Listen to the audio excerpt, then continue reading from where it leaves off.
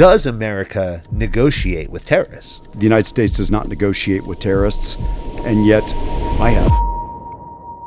Does America negotiate with terrorists? Oh, you bet we do. I mean, I love what President Reagan said, and I believe might have been President Nixon prior to him, that the United States does not negotiate with terrorists, and yet I have. And it's not everyone gets the right to do it, and that's okay. But they at least want to make sure that SPEHA and probably members of our intelligence community have the ability to reach out. Otherwise, no one comes back. You know, if you're not going to talk to the Taliban, for example, then you don't have people returning to the United States. You can do proximity talks, or you can use a third-party intermediary. You know, we've worked with Qatar, for example, on numerous occasions to talk to terrorist groups because we've just made a policy decision that we do not want to have that conversation. But if in the cases that I've been involved with, where we've actually talked to the Taliban or worked through a third party to talk to the Houthis, we're at least making sure that someone's advocating on behalf of that American to bring them home. And for those that are like, oh, we should never do that, we should never do that, that all makes sense until it's your daughter or it's your son, and then you're going to be like, well, hell yeah, we should be talking to the bad guys. That doesn't mean you can't chase them down later. It's like, when I met the Taliban, actually I sat down at the table and said, just to be clear, I spent 3.5 years carrying a rifle, chasing you guys around the battlefield. And then, they came back and says, I fought in Helmand province, or I fought here, and as in a way as you're establishing that rapport. But at the end of the day, your nation still might go after these terrorists, but at a certain point, you've got to talk to them to bring them back. And I'll say this. 1973, Vietnam, we're on the battlefield trying to fight the North Vietnamese, and yet we were talking to the North Vietnamese in Paris, trying to bring home our POWs. Currently, the Russians are in a brutal battle with the Ukrainians, and yet they've had numerous POW swaps. So there's something about this topic, whether the person's a prisoner of war, a hostage, or what we call wrongful detainee, that you've got to be able to reach out to the other side. And a lot of times you're able to do that without pulling in the ugly policy things to the left and right of those decisions. Well, the whole thing is a gray area. Oh, and big I time. think this is... Which is special forces. That's why this helps, right? Well, this is a good time to kind of bring in this thought process of, in these negotiations, because it's so gray, like, and you mentioned there's no right, there's no right or wrong answer when we talk about how are we going to negotiate with them, how are we going to speak to them, but we've given concessions. You use the term concessions when we talk about primarily the nation states, meaning we've given bad folks back to to Russia. Just to name one, who we know that those people have committed acts of mass violence, have coordinated terrorist style attacks, and have killed international people, if not Americans, and we've given them back in exchange for our citizens who essentially didn't commit a crime. Where's the line in that? And how do we assess the value? We spend a lot of time. By the way, in the Russian ones, the guy by the name of Krasikov, we believe probably was an assassin working for Russian intelligence, captured by the Germans after he essentially assassinated someone in a German beer garden a few years back. Victor Boot, weapons dealer. So you'll find people that have blood in their hands tangentially, but may not necessarily been the person that was killing a ton of people. I think Krasikov is one where you have to. It's much clearer, but I think the line is again you have to make your case. I guess it would be easy. My job would have been so easy if I could have said, we don't talk to terrorists, and then we don't, and then I do what a lot of people want me to do, and that's just simply go to a podium or in front of a television camera and say, I am calling on the government of such and such or terrorist group X, Y, or Z to unconditionally give these Americans back. They're innocent. And if I did that, the families would feel good because I was fighting for them. Congress would be happy because I was fighting for them. And you get cool points because you're being tough, you're yelling at the bad guys, and you're saying you're calling for unconditional release. And everyone would love you in this. You'd be a hero in Washington, D.C. But you know what? You would bring no one. You would bring no one home. No one comes back when you call in their unconditional release. When do they come back? When you sit down across from a table from someone like Ali Mamluk in Syria, the head of intelligence, and you try to make the case to bring back Austin Tice. What's it going to take to get this done? How do we do this? Now, Ali Mamluk, probably responsible for the deaths of 100,000 people in Syria. And yet, am I not going to talk to him? Oh, hell no. If it's going to bring back Austin Tice, I'm going to sit across the table and just say, what's it going to take for you and me to figure this out? And it's the same thing with the Taliban, with the Russians, the Venezuelans.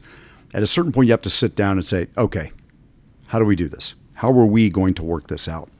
And again, I probably could have had an easy 5 years had I just said, we don't talk to terrorists, there are no concessions, and I'm calling on the unconditional release. But my numbers, instead of being what you mentioned, would probably be 0.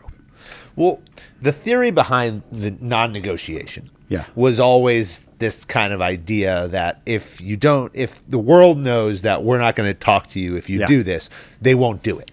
So, because it's not going to, why would you do it? It's not going to get you anywhere. You're not going to get any concessions. So that goes into prevention.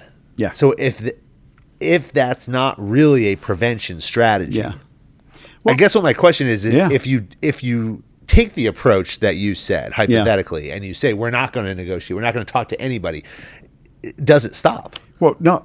I'm glad you asked it the way you did. No, it didn't. We had years where we really didn't talk to bad guys, and guess what? The bad guys still took people. They just held them forever. Yeah. You don't get them back because we're not negotiating with them. Now, I say that, and yet if you want to really peel back the onion in the 50s, 60s, and 70s and 80s, you'll find that almost every administration at some point has done something to bring their Americans back.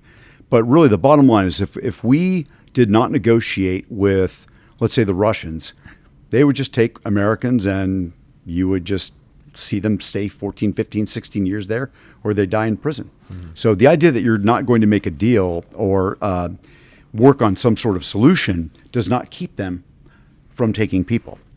Now, we're going to get to that point, but we have to explore all those things that are going to make it so painful to the Russians and everyone else that when they think of taking an American and using them for leverage, they can't because we've raised the costs of doing so. So part of the deterrence part is what are those tools that we're not using in the areas of diplomacy, information, military, legal, economic, financial, law enforcement? What are those tools in those areas that we're not using? Or what tools can we invent and receive authorities through Congress to use that will ratchet the price up so that 10 years from now, the Russians are like, well, the Americans and the rest of the world figured out how to beat us at our own game. We can't take people and hold them as leverage anymore because everyone's figured out how to make this painful for us. And you just threw out the term dime fill. Yep. You caught that. I caught it. All elements of national power. That's the elements of national power. It's not just because Fran, you know what we do. Someone does something that pisses us off, and we go right to diplomacy/treasury, and we sanction them. Well, find me a sanction that we've not used on Iran, Venezuela, or Russia that we've maxed out. And so we have to create new tools that can be used to compel these countries to not take our citizens, because the sanction tool, that's been used quite heavily. Yeah. When you look at a situation like the post October 7th attacks in Israel, you have now mass scale. Yeah. Mass scale. The hundreds. Thousand kill, hundreds taken hostage. And now the situation Israel is in, and we've seen this play out publicly over the last 18 months or so, is where you have the two camps. You have the families, arguing with Netanyahu, saying, hey, you got to negotiate, you got to do whatever it takes. Yeah. You got the hardliners saying, we're not negotiating with anyone. They've leveled. Absolutely, there's nothing left of Gaza, and yet they're still holding. Folks there, including Americans. And so when you look at a case like that, at that scale, with an organization like Hamas, backed by Iran, and now you've added in the complexity of not only a proxy terrorist organization who, whether we agree or not, believes that they are a government of some sort. Yeah. backed by a nation state, Yeah. now you've got everything. Yeah. That's the PhD level of hard. I used to say that this whole topic was the PhD level of hardness, but I think when Hamas hit, that took it even to another level. It's just super mega hard, if I want to use a technical term. How do you, at the end of the day, if you map out how do we get this done, and we spent probably days of our lives on whiteboards trying to figure out how we get this done. Yeah, this is just super hard. And I'll say when you finally do get people home, there's this, whether it's from Gaza, Russia, Janim in Mali, when someone comes home, you feel like, thankfully, all this hard work has resulted in an American coming home. But you also go home that night and look in the mirror and you're like, man, you don't feel that great because you usually had to do something really tough to bring them back. And that's why these decisions almost always come down to the President of the United States.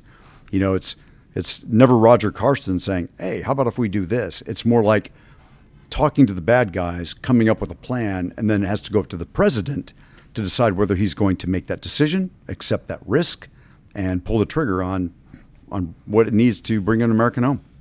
Yeah, I mean, we've seen in the American cases where we've done prisoner swaps and stuff, it's like a couple for one Yeah. for one. I mean, you look at the situation in Israel and you're talking about, 100, 200 Palestinians for one Israeli soldier. Yeah. I mean, those to have to assess and evaluate those levels of risk. Yeah. Because the question has to be asked, okay, well, is the Russian assassin back at work? Yeah. Right? Are the Palestinians who've been in Israeli prisons back on the battlefield? Yeah. And now what?